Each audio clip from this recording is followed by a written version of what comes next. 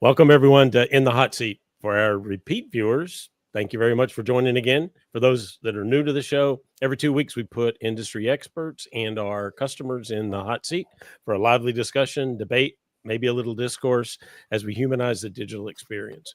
All aspects of the customer lifecycle are up for discussion, as well as all the technologies that underpin that throughout the customer journey. This episode continues our go-to-market series, and today we're looking at better understanding communities, but also how to put the community in your go-to-market strategy. Pete, I was when I was prepping for this, I ran across this article from a VC firm, Bessemer, and they had kind of interesting 5 laws. Laws, I guess. You have to do them, right? 5 laws of CLG. But one thing jumped out to me, and I thought this was an interesting concept, and I guess this is true, but I've been around communities for a while, but I never really noticed this. And they talk about this 95-5% rule.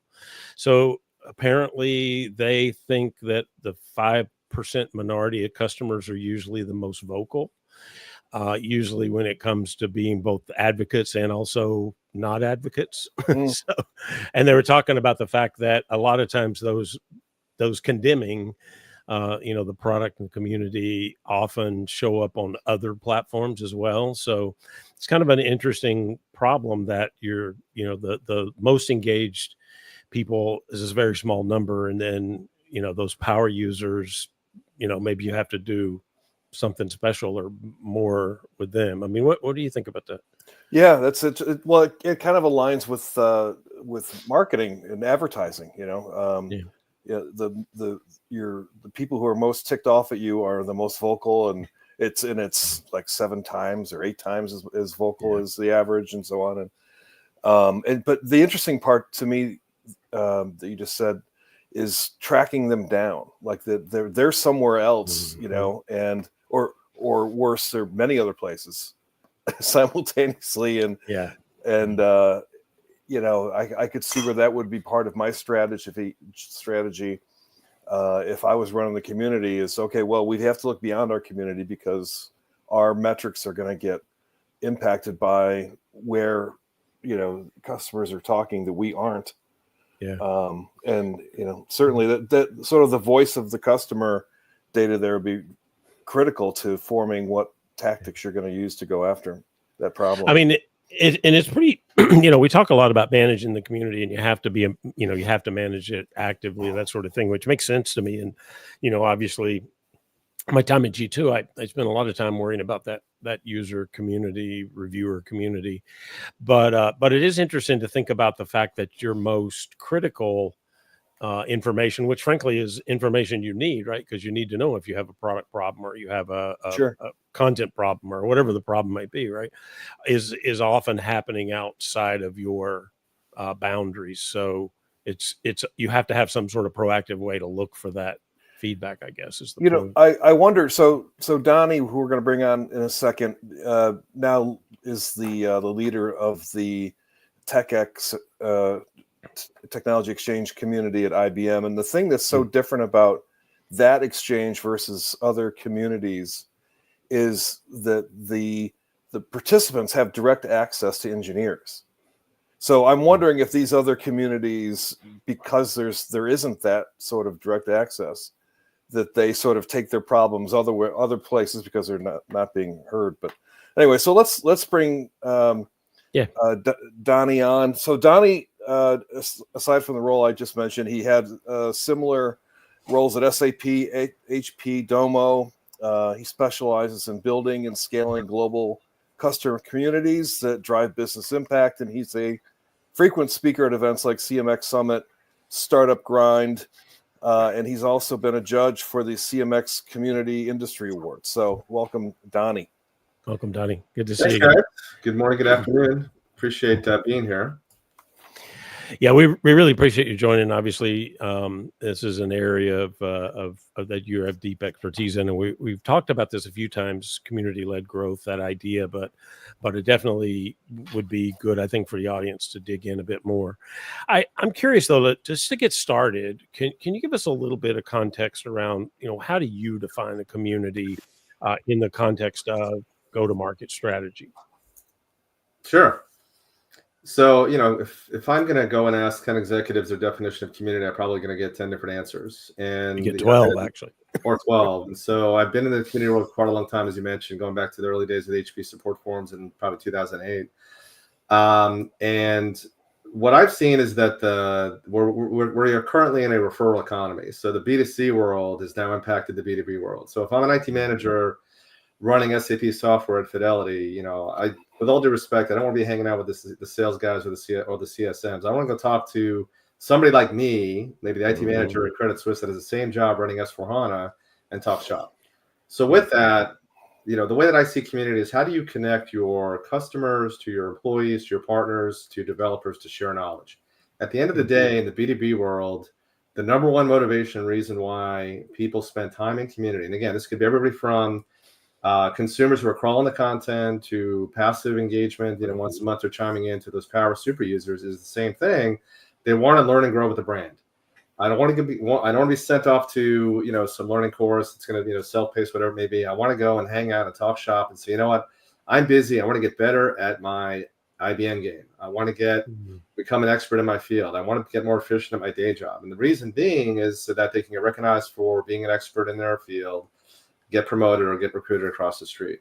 So today we're in what I would call a community everywhere strategy. If we go back 15 years, it was probably a destination. It could have been, community.hp.com. But that's no longer the case. So the consumer or the B2B member, whatever, community member has the choice. Where do I want to engage with the brand? So certainly, and we'll get into this, if the business justification is there, then you can tee up that home base.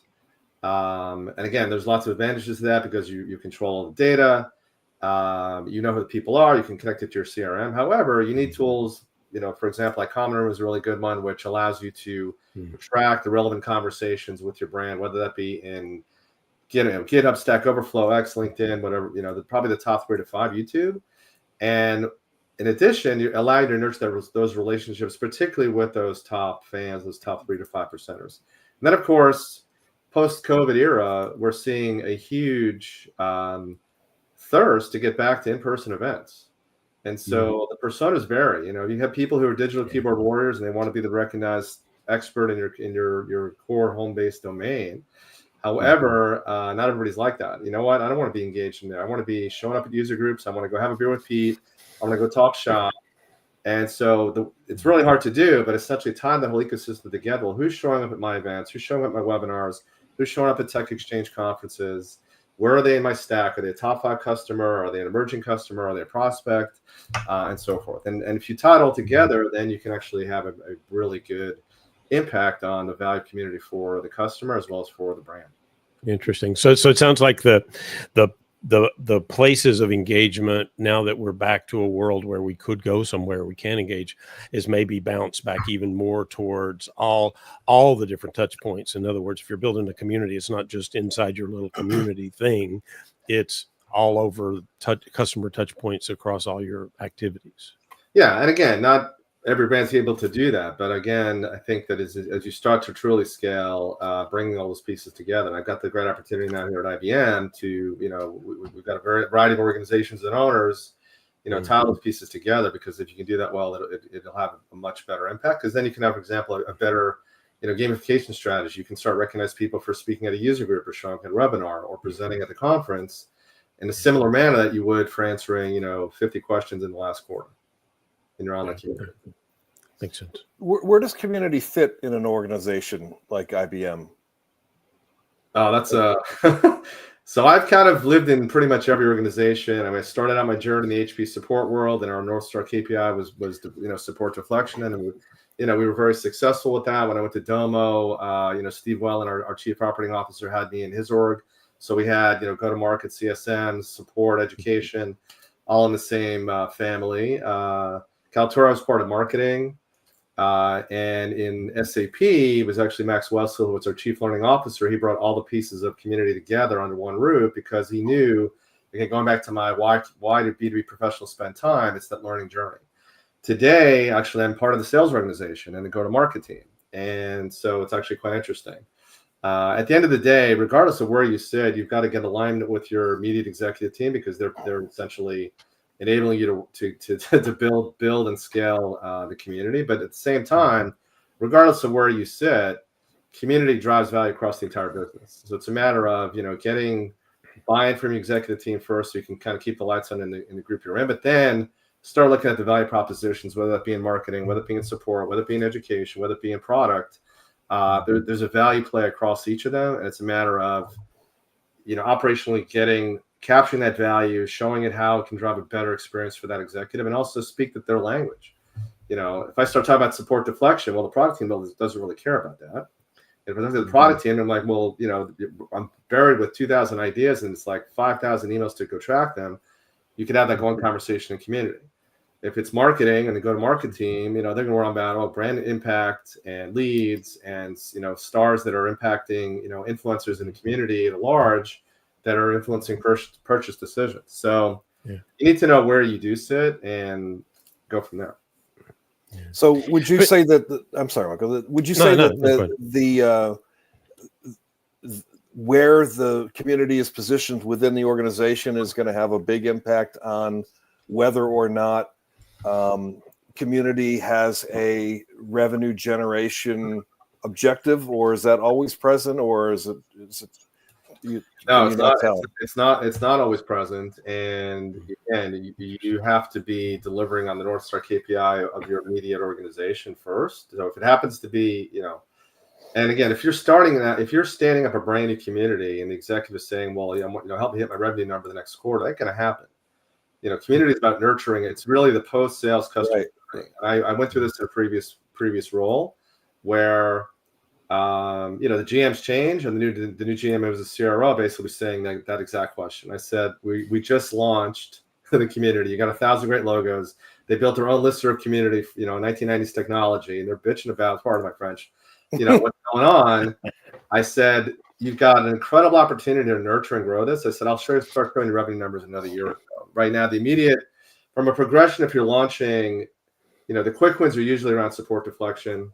It then goes to content creation that drives value props for education because you're creating knowledge-based articles. There's also use cases and customer stories. The big enchilada really is that piece is once you start to connect your CRM. In many cases, community is not. We don't know who they are, but if you can actually tie your CRM to the back end and understand, okay, well, here's the account. I've got 1,000 logos in my community, in my business. 300 are actually in the community. When Dumbler actually was starting to do this really well, we had a customer health scorecard, and we could actually show accounts that had active members in community were typically 3 points healthier on that scorecard for upsell and retention renewals versus accounts that had no presence at all. It was also true for education. So that typically happens, I would say, 18, 24 months into the life cycle of the community. You can start to tie that together and show, all right, here's now a superstar in our community. He's showing up at this user group. He's speaking at this event. He's actually having impact on, this audience on these accounts. You can then start tying that to, influencing sales purchase decisions. So this is so like a sales manager, right? Like, where's my revenue? It's like the reason that sales organizations are being avoided and people are going to communities is because they want to talk to their peers and not salespeople. And you bring it into a sales organization, they immediately want the cash register to start ringing. Well, that's exactly it. And again, this is why it's clear. It's got to be very clearly communicated that this is all about the post-sales customer journey. Now, in the enterprise world, community is incredibly important for sales because, again, as I mentioned earlier, we're now in a referral economy, and many RFPs are actually saying, "Show me your community. Show me where your customers are." They want to see that heartbeat of if I invest in, IBM, what's the post-sales experience going to be like? Is going to be a support community out there or a community to help me, again, you've got your CSMs, you've got your support processes, you've got your learning journeys, but is there going to be, do you have an established user group program? Is there an established, when's the conference? Because those people care about that. And that shows up a lot now in very large enterprise RFPs. Donnie, you've worked across all different sizes of companies where you've managed communities and built communities, and so I'm curious about like when should you start a community? Is there like a better time in your life cycle stage? Is it early? Is it fast growth phase? I mean, what is there a best time to do that, and why? So I think that first of all, you cannot have a community with one person. You need to have enough scale to support a value conversation. And the way that I typically approach this is that when you come into a brand, whether it be a startup, pre-IPO, Dome or Kaltura, at that time we had 400 people in each company. And when I joined, it goes back to, well, you're already having conversations with your customers. And they're likely talking about your brand somewhere. So where are those conversations happening? You meet with the support people and so on, and figure out where that's taking place. And in some cases, they may have already created a community. Like in Kaltura, they've been around for 12 years, and the admin in Oregon State decided, we're going to go tee up a listserv community and have our own community. And so, and even back in the early HP days, we were a support organization. You had Tom's Hardware and other forums that were out there. Whereas if we don't get funding for our own, we're going to have to hang out here. And the same thing is now true today. And so you can actually scale and look at where are those conversations taking place today. Just look at the volume, and then look at, all right, here's now we have an opportunity. And again, in many cases, your customers will actually ask for it. So if you're a really tiny startup, it's probably too soon to tee up a full line enterprise community that's running on a Chorus High Logic or Gainside, whatever it may be. But you can start small with a Slack channel and things like that in order to you already have your most valued customers. You start inviting them into a beta. You start curating content, getting their feedback. Well, what would it look like? There may already be a user group program. And so they're probably going to ask for it too. Well, where do we have the follow-up conversations with the people that I met at the user group in Chicago? So with all that, that's sort of the basics. But then it also goes back to, well, if you're a large company, where do I sit in the organization? Am I reporting up into education, into support? What are the, you've got to serve those North Star KPIs, and kind of go from there. Interesting. Yeah.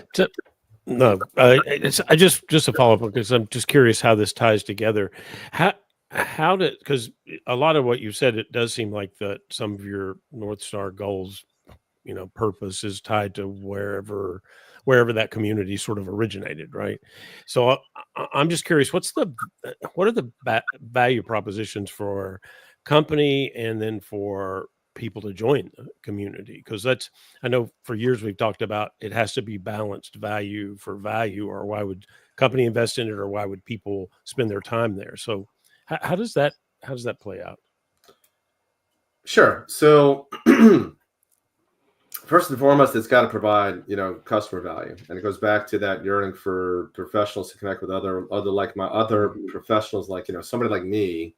That sort of analogy that IT manager I gave earlier. And from a customer perspective, there's several pieces. They need information. So in B2B, there's really three main flavors of conversations. There is, I needed an answer to a question. It's typically traditional Q&A, and even that's now changing as time goes on. With AI, the AI is going to learn all the existing conversations that are in a community. So time to value could actually accelerate if it's done properly. And actually, in our IBM community, they've been implementing Watson for about 1.5 years. So it's actually a pretty good use case. That usually counts for about 30-40% of the conversation. The next is what I would call best practice discussions. So, we have a new release of our platform, and I'm kicking the tires on this latest release of, let's say SAP S/4HANA. And I figured out something that's not documented in the release notes. There's like a new use case. And so I'm excited about it, and I want to share that with my community, my peers. And so it's this best practice discussion about not answering a specific question, but sharing, okay, has anybody else encountered this? How do we get more value of the platform? And it goes back to, again, this is why our customers are spending time in community. It needs to drive value either on information to answer a question on how to better use the platform, or, additional use cases. The last one, And that accounts for probably a third of the conversations. The last one is what I would call voice of customer or ideation. In many cases, the conversation will lead to a point where, oh, we can't do that. Go submit a feature request. And so it becomes this, again, this want of, again, it's the engagement with the brand. So that's from a sort of a customer perspective. And of course, there's a human nature to it where, again, not everybody, but certainly those top 5, 10, 30% of the membership, they want that human connection. They want to connect with other people like them so they can actually learn and grow together.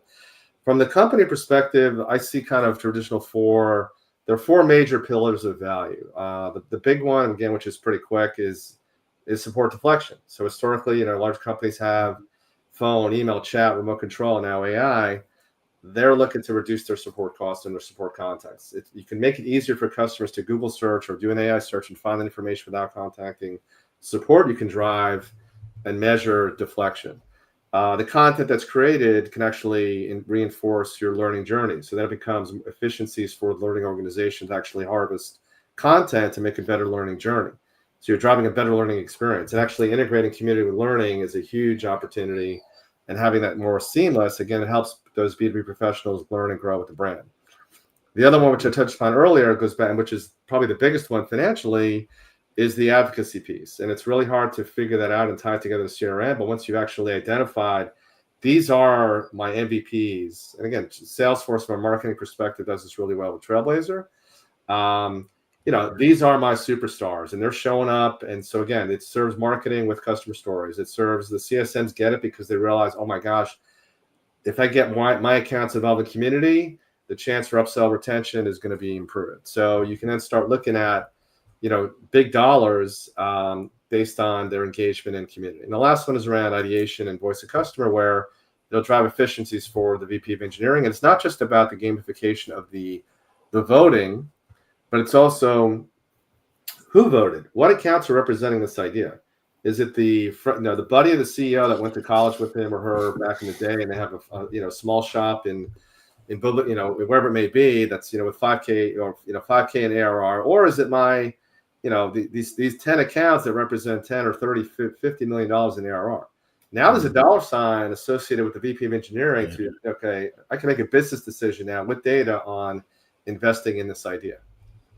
So those are typically the big 4, and of course, there's a lot of there's probably I think emerging smaller ones, but that's how I kind of see the world. Yeah, makes sense.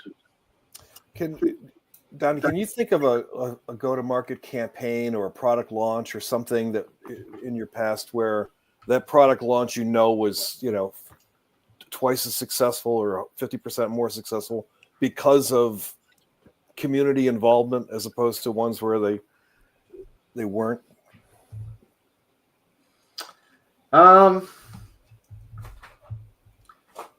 So I think I can't call it a specific example or a program in my career, but I have seen in my work as well where once you started to show that value and you had created, particularly in my Domo time, the number of stars in the community, but also those influencers across accounts, and you got marketing and the go-to-market sales team. And then they started to talk about community as a value proposition, the fact that this is the ecosystem that you're going to get, post sales, and that it would actually give you access to and enable you to be more successful, but also to these what I would call exclusive events, whether they be webinars, beta user groups, meetups, or even let's say the Stars Awards event at our conference. And so with that, it became I wouldn't say a one-off. It became part of the go-to-market story, but that took time to evolve in the organization, because initially, when I first joined Domo, they were like, well, who are you? It's like we got to launch this new conference, and it took time to actually not only educate the value proposition of community, but then also prove it.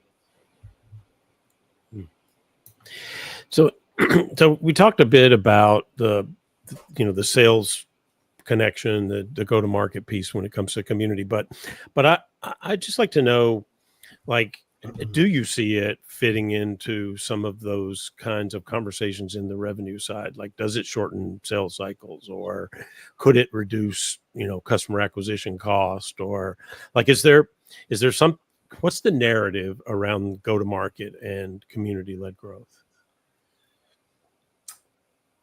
So the narrative is really several things. As I mentioned earlier, in many enterprises, they're now requiring that in the RFP. They kind of get that. So actually showing that as a checkbox, but also there's opportunity to showcase how great it is. That's one. Two is that if you have an existing ecosystem of champions, which we do at IBM, and their involvement in the broader ecosystem of community, you can then showcase, look, these are the folks that are actually speaking and talking and meeting with not only existing customers, but also getting in front of prospects. So again, they could be showing up at a user group, they could be speaking at TechXchange, they could be showing up at an industry event, tracking that activity and showing, what, this is where they are emerging from. And actually there's emerging champions program.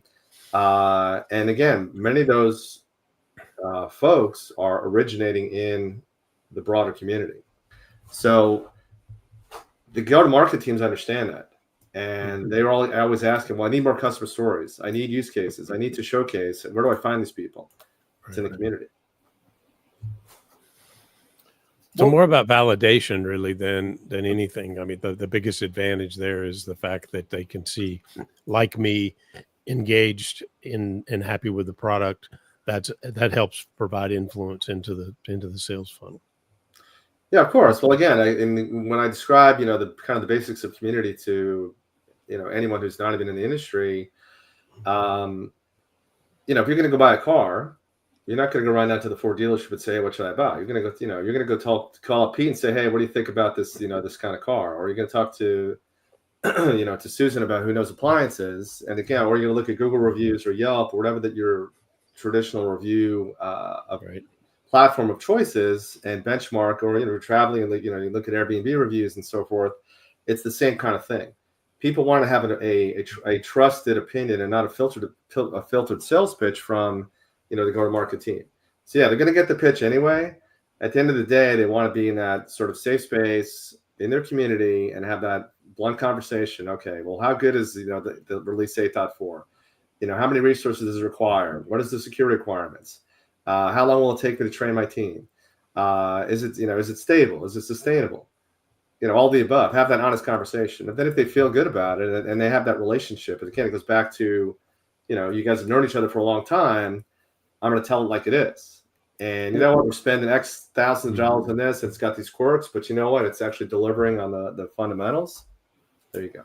It seems like it's a huge accelerant then to the sales process, because you're not selling. Like, for a salesperson to get a customer that confident about a decision, they would have to jump through flaming hoops for who knows how long, as opposed to just talking to a peer who just did it. Exactly. And so they're a better source of information. And the other thing that struck me as you were talking is the other value that there was a word I forget you used that keyed me into this, but like almost like a filter. There's so much information out there now. So I'm looking at like what's changed over the last 3 or 4 years, and because this information just going up exponentially, it's just too much for a human being to take all in and make something of. And if I can just call Donnie and go, hey, what's the deal with community XYZ, then you can just tell me, and I don't have to look at everything that's on the entire internet to feel like I've done my job. Exactly. Nice, spot on. How would you, if you were going to improve the way that community organizations work internally with product organizations and all the other ones you've mentioned, what do you have any ideas as to what companies could do that would be a accelerant to, because it's clear that these things all have to mesh together. It's part of a system, right, as opposed to a division. Yeah, so there's that, and these are things I'm working on right now as a newbie. So we talked about learning journey earlier, but also I just signed on with IBM Cloud. I'm now onboarding into the product. Well, where is community in that experience? Because that should be part of the onboarding experience. It's not only getting up to speed on all right, how do I create a W3 ID in IBM? How do I sign into the product? How do I take advantage of the new features? But also, by the way, sign up for, here we're going to automatically register you for the community if you opt in. And by the way, if I'm in the cloud security product, I'm going to direct you directly to that part of the community to see those conversations. That's an absolute opportunity. The second is also, seamlessly integrating community and learning. So if I'm in community and I'm engaged in this conversation, either a Q&A or best practice in a particular topic, blue sky is there should be a pop-up at some point. Pete's been on the site now for 30 seconds, well, let's say 2 minutes, 3 minutes, and really engage in this conversation, have a pop-up that says, hey, by the way, we noticed that you were engaged in this conversation. Here's a course to actually take you to the next level that's relevant, that's contextual to that topic. And vice versa, if I'm in that training, if I'm in the learning organizations platform and I'm learning about cloud security and I just completed the course, by the way, check out the latest conversations on cloud security in our community. So you're cross-pollinating. So it's true for the learning journey. It definitely needs to be integrated as part of the product experience. Again, even back in the demo day, it took a while, but we got it done where we had links into the core product, not buried, but in the header, and you would click on that one time and it would automatically grab your signed in credentials and register you in the community. So again, having a low hurdle, seamless experience across the different touch points, that's absolutely critical to making it part of the customer journey. Are there metrics that you could track that help build this cross-functional acceptance of the community, cross-marketing, sales, product support, all those things? I mean, what do you focus on? And maybe just in general metrics that you think are really important from a community perspective. Oh, yeah. So, again, you've got kind of the vanity metrics of just the pulse of the community of, okay, how many people are showing up every day? How many unique visitors? How many logins? Again, not everybody's connected to CRM. You should be at some point, but understanding, okay, what's my adoption rate across the business? Are all my community members in 2 accounts, or are they spread across, 80% of my business? And if they're not, then that's opportunity to grow the awareness and adoption of the community. But then you've got actually the quality of the engagement. So again, historically, most communities, doesn't matter if we're talking about cars, travel, IBM, SAP, they behave in a similar manner, which means the vast majority of people are not going to formally engage. They're going to drive by, consume the content, and move on. They're going to read and go. So how many eyeballs am I getting on best practice discussions, on solved answers, on high quality content that adds value? There's a dollar value that you can associate to the views of those pieces of content. Then you look at, all right, of the 30% of people who are going to occasionally engage, okay, when are they coming back? How many sign-ins am I getting every day? How many posts am I getting? Are you growing that level of engagement as a percentage of the overall membership in the community? If you're looking at, traditional Q&A, if we've got 100 questions asked this month, how many are actually getting, what's the average time to answer? What's the percentage that are getting answered? What's the percentage that are getting solved? You set up metrics around those, because again, at the end of the day, you want to be exceeding probably 80-90% of at least of a solve rate. And over time, you drive down your time to answer, time to solve metrics. But similarly with the best practice discussion, how many are being created? How many are happening on a weekly basis, monthly basis? And then even from a champion's perspective, if you've got proper gamification, what does the mix look like? Or are we truly getting 1 to 3%, 5% of the engaged members? Are they reaching those top levels of the community? And looking at, okay, how do we then? Here's our baseline. How do we grow it? You certainly want to be doing surveys in the community. Are your customers actually finding the information that they're looking for? Are they happy with the community?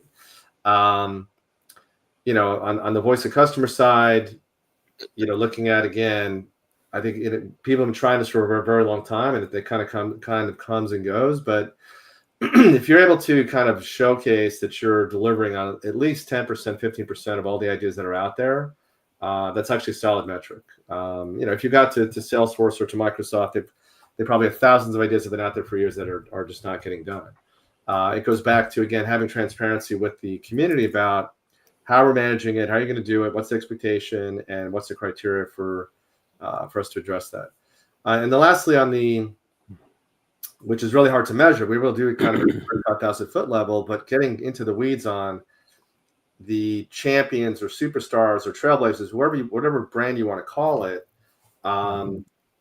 really getting isolated on that person's activities, not only in your domain, but were they actively engaging in other relevant channels? But again, whether it be Stack Overflow, GitHub X, whatever, and speaking at events or showing up at events. Are they coming to my events in San Francisco, Chicago, New York? Are they speaking at this particular event? Are they, again, and so working with the events teams on how they're tracking their KPIs and seeing whether they're, so that becomes the influencer effect on the ecosystem, and then growing that base to, potentially tie revenue dollars to that.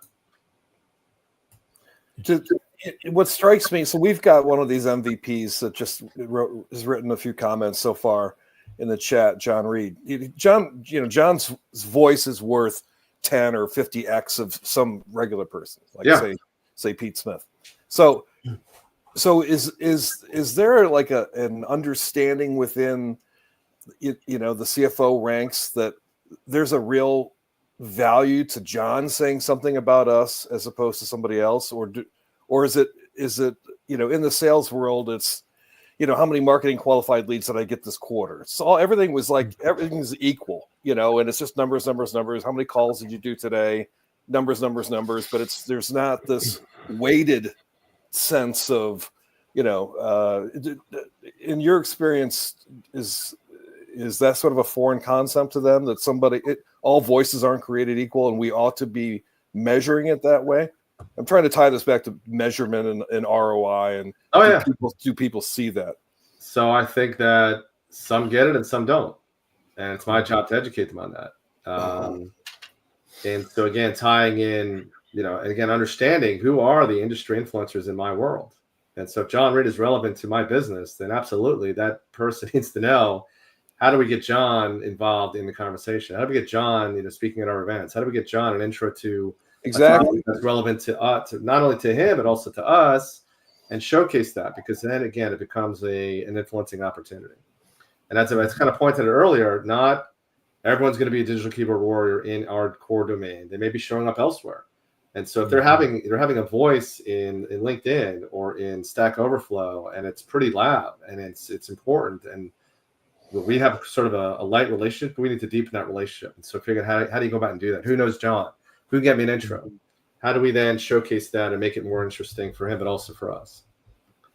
I'm seeing a lot of interesting conversations around B2B influencers now. I mean, obviously we've talked about B2C influencers for years, and that's massive audience and trying to drive that awareness and involvement. But how does B2B influence tie into this? I mean, you mentioned influencers and how they're important to engage, but is this an initiative that you see more and more across companies now? They're trying to engage with those influencers and get them involved in their programs, and is community a piece of that, or is it more like a marketing function or analyst relations or something?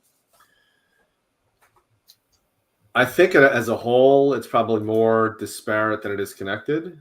And that's a big opportunity. And it goes back to, again, the relationship of working across the organization, because again, that becomes an important piece of the puzzle in the marketing world. And I think you need to tie the work that's being done in community with the work that they're doing and figure out where are the synergies, where are the opportunities. This is definitely one of them. Because that's certainly on the radar, but I don't think that they get, some do and some don't. So if you're going to come into a smaller company and build a community from scratch, what are the first 2 or 3 things you'd want to get right? Sure. I know this is the opposite of the IBM thing that you're currently doing. So right. Well, again, I did that. I kind of did that with Domo and Kaltura. And the way, and again, Domo back in the day was very secretive. They were private. They had no marketing website. You had to sign an NDA to license the product. And so you've got to start with going to your CSMs, the support team. Who are the most important customers we have? Who are the most vocal? Where are my MVPs? Start having a roadshow of talking with them and saying, hey, we're thinking about building out a community. We want to invite you. And the way you do that is incentivize them. Say, well, we're going to invite you as a founder of the community. We're going to have a beta. We're going to have it private for a few months. Help you, you're going to help us build that content. I did this at Kaltura as well. Several months, and then you start to invite, you go viral. You're basically sending invitations, let's say 50, 100 a week, to join the community based on their relationship with the brand. As you start to get enough conversation going, because you can't just turn a community on and have no conversations there. As you start to build that out, you then want to open it up and have it go viral with Google search, AI search, and have it exposed to the broader market. So you've got to start with, again, the relationships you already have, because you have customers already, you've got stars already, you've got MVPs already. Who's your most important customer? You got to start with them, and also talk about what they want to talk about. So it can't be that, like in HP days and HP support, we literally started with I think 2 or 4 printer boards and 2 or 4 computer boards, the laptop and PCs. And we had product people chasing us. No, I need this SKU. I said, no, it doesn't work that way. And Joe Cothrell, who was the chief community officer at Lithium back in the day, he said, fortunately, I got to be mentored under him for a long time. You got to start really small. You got to have a customer drive conversation. As those new conversations are clearly showing up in that board, you then move them and create a new one. You basically take that content. So you start with the people that you know, and you talk about what the customers want to talk about, and of course the business will follow. But that's how you approach it. We're getting close to the end of the episode, but I there's one thing I really wanted to make sure we get in, because I know the audience is going to be very curious about this, and I'm curious about it. What are common mistakes that people make or companies make when they're building community, and then especially when they're trying to activate that community to tie into their go-to-market? I would say there's probably several. One is the lack of patience, number one. Number two, critical, especially in large organizations, executive sponsorship is critical, and change is a constant. And so in every part of my career, we've had executive leadership changes across my journey. And so at the end of the day, and this is kind of, I was recently interviewed, or I wrote a chapter for Mark Birch's second edition of Community in a Box. And the question was really, what's the one thing I wish I knew back when I started out my journey? And the thing is, you have to understand the business. If you can't talk about the business KPIs and why, how you keep the lights on in your business, you're not going to be successful. So you have to understand what's the business case for what we're doing, and where does community tie into that business proposition? And so, you've got to be able to talk to that. Because that's basically going to be a critical success factor. And as you do that, if the executives change, then you actually have your story to tell about why you need to keep the lights on. Because even in the HP days, we had new executives coming in and say, why are we spending 7 figures on lithium? And we said, well, we won 2 Groundswell Awards. We're delivering, and tens of millions of dollars in support savings. This is the value we bring to the company. All right. And they would leave us alone for 6 months. So that is a critical piece, is really, talking capturing and communicating that value to the executive team is frankly mission critical. Everything else, it goes back to what we talked about earlier, as far as the relationship building and getting the different organizations involved. Yeah, that's a really interesting aspect of community that's different from traditional sales, is the realization that, like, you can't control anything. All you can do is influence, and sales is just, that's not how salespeople are trained to think. They're supposed to control every aspect of it. That's just nonsense. Right. So community seems more aligned with reality in that way in particular.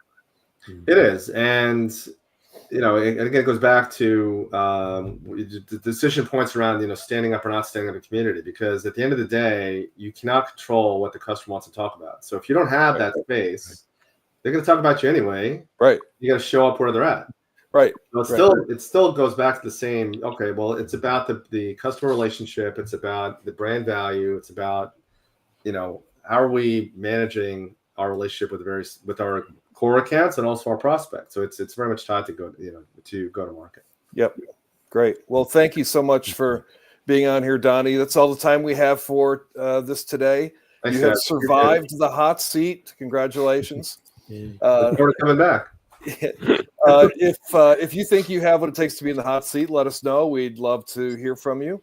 That's your In the Hot Seat episode for today. Thank you so much for being with us. 10 seconds. One last plug. So I put in the LinkedIn comments where we're having our Tech Exchange Tech Exchange conference on October in Orlando. We're actually having a promo for new community members that's going to launch next Monday. If you don't know about it, just hit me up on LinkedIn and DM me. Awesome. We'll go from there. Thank you. A community day for members who are members of the community. It's on for a free ticket for one day. Okay. Thanks, guys. Thanks again.